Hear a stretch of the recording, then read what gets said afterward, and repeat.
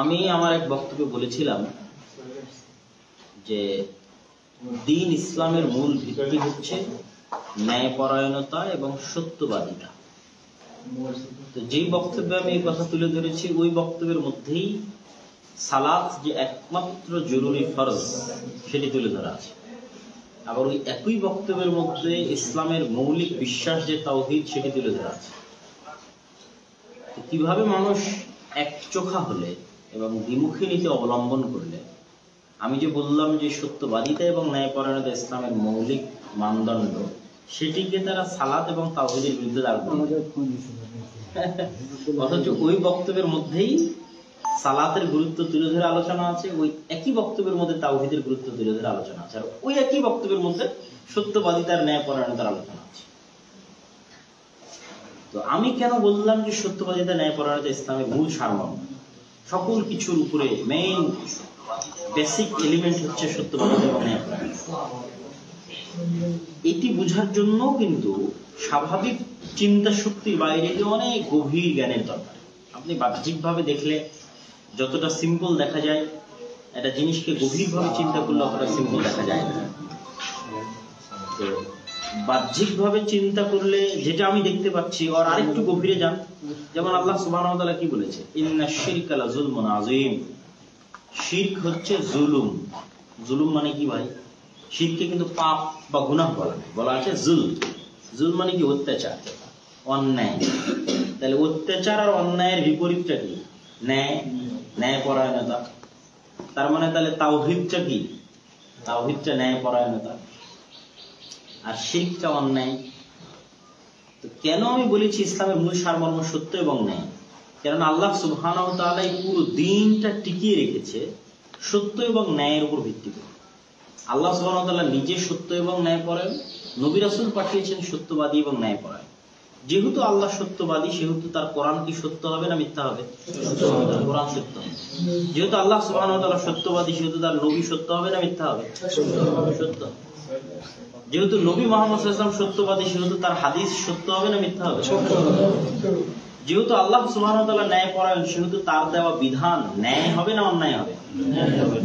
যেমন মানুষের উপর যে আল্লাহ বলতেছে তোমাকে সালাত আদায় করতেই হবে, এই যে চাপিয়ে বলতেছে ফরজ, এটা কি মানুষের উপর আল্লাহ অন্যায় ভাবে চাপিয়ে দিয়েছে না ন্যায় ভাবে চাপিয়ে দিয়েছে?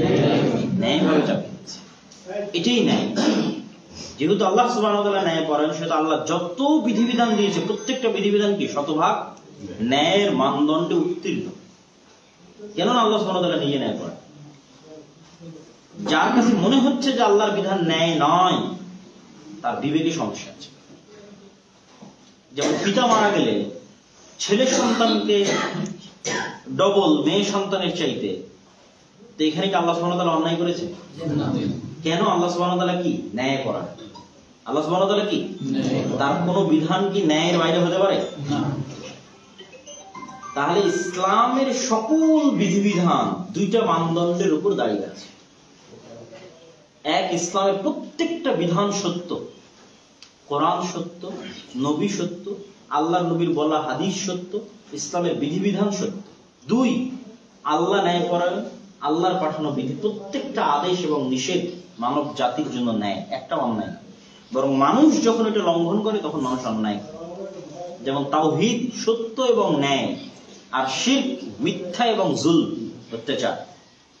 এটা যখন আপনি গভীরভাবে স্টাডি করবেন, এটা আপনার কাছে ক্লিয়ার হয়ে যাবে, পানির মতো হয়ে যাবে।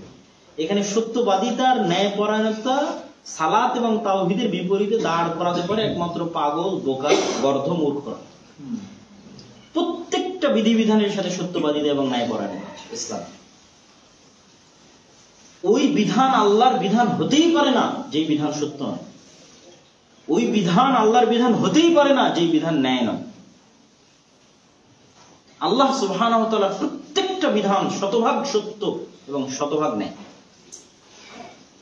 কিন্তু এই যে একটা সামান্য একটা বক্তব্যের সামান্য একটা অংশ, আপনি যখন এই বাড়িকে এক মাথা থেকে দেখবেন তখন দেখতে একরকম লাগবে। আবার এটার যখন 2D ভিউ বা 3D ভিউ দেখবেন তখন দেখতে আর একরকম লাগবে। 4D, 5D, 6D ভিউ মানুষ এখন আবিষ্কার করতে পারে। ওই ভিউয়ে দেখতে কেমন হবে সেটার ধারণ ক্ষমতা মানুষের বাইরে। এই জন্য আমরা এই পৃথিবীটাকে কেমন বা এই পুরো মহাবিশ্ব কেমন সেটা আমরা দেখতে পাই না কেন, আমরা এক কোণার মধ্যে আছি, পুরোটা আমরা একবারে নিয়ে আসতে পারি।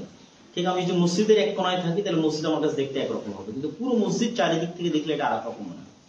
আপনি যদি ইসলামকে জাস্ট এক কোণা থেকে দেখেন তাহলে এটা দেখতে একরকম মনে হয়, আপনি যদি ইসলামকে আর এক কোণা থেকে দেখেন আর এক রকম মনে হবে। দেখবেন যে কেউ ইসলামকে এক কোণা থেকে দেখে শুধু ফাজাইল আমল নিয়ে ব্যস্ত হয়ে গেছে, কেউ ইসলামকে আর এক কোণা থেকে দেখে শুধু জিহাদের হাদিস নিয়ে মনে হচ্ছে এখনই সশস্ত্র অস্ত্র হাতে করে নিয়ে এখনই দিন কায়েম করে দিবে, ব্যস্ত হয়ে গেছে। আরেকজন ইসলামের শুধু রাজনৈতিক অংশটা দেখে গণতান্ত্রিক রাজনীতিতে যোগ দিয়ে দিয়েছে, আর আরেকজন শুধু ইসলামের দেখা যাচ্ছে শুধু সঠিক আকীদা অংশটুকু নিয়ে ওইটা নিয়ে ব্যস্ত থাকতেছে, ওইটা নিয়ে মানুষের সাথে মারামারি করতেছে। কিন্তু ইসলামের তো একটা সামগ্রিক চেহারা আছে, এটা একমাত্র যেই জ্ঞানী আলেম যিনি গভীরভাবে ইসলামকে স্টাডি করেছেন সামগ্রিক দৃষ্টিকোণ থেকে, ইসলামের অর্থনীতি, রাজনীতি, পরিবার নীতি, ব্যক্তি নীতি সকল দৃষ্টিকোণ থেকে যিনি ইসলামকে স্টাডি করেছেন উনি ইসলামের ফুল চেহারাটা দেখতে পাবেন।